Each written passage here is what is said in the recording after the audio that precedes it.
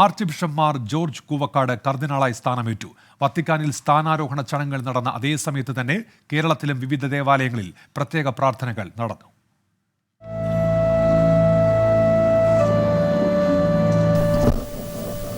This is Cardinal George Kuvakad from the Secretary of State. He is responsible for organising the papal journeys. He's also dressed differently to some of the other cardinals. He's also an Eastern Catholic. He's from the Syro-Malabar Church in India. You can see even he's not received the same biretta as the other cardinals, but instead what looks like some headgear from his own tradition. ഇന്ത്യയിലെ കത്തോലിക്ക സഭയ്ക്ക് ഇത് അഭിമാന നിമിഷം. Archbishop Mar George Koovakad കർദിനാളായി സ്ഥാനമേറ്റു.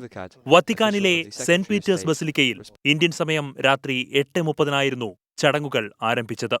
Francis മാർപ്പാപ്പയുടെ മുഖ്യ കാർമ്മികത്വത്തിൽ സ്ഥാനാരോഹണ ചടങ്ങുകൾ നടന്നു.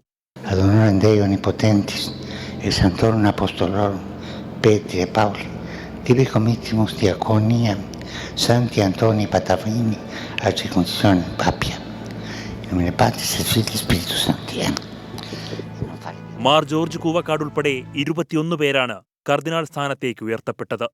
ഇന്ത്യൻ സഭാചരിത്രത്തിൽ ആദ്യമായാണ് ഒരു വൈദികൻ നേരിട്ട് കർദിനാൾ സ്ഥാനത്തേക്ക് ഉയർത്തപ്പെടുന്നത്.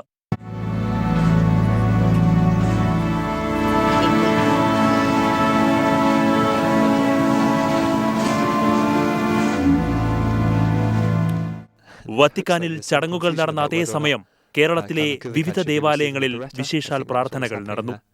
ചങ്ങനാശ്ശേരി അതിരൂപത ആർച്ച് ബിഷപ്പ് മാർ തോമസ് തറയിലിന്റെയും മുൻ ആർച്ച് ബിഷപ്പ് മാർ ജോസഫ് പെരുന്തോട്ടത്തിന്റെയും സഹകാർമ്മികത്വത്തിലായിരുന്നു ചടങ്ങുകൾ.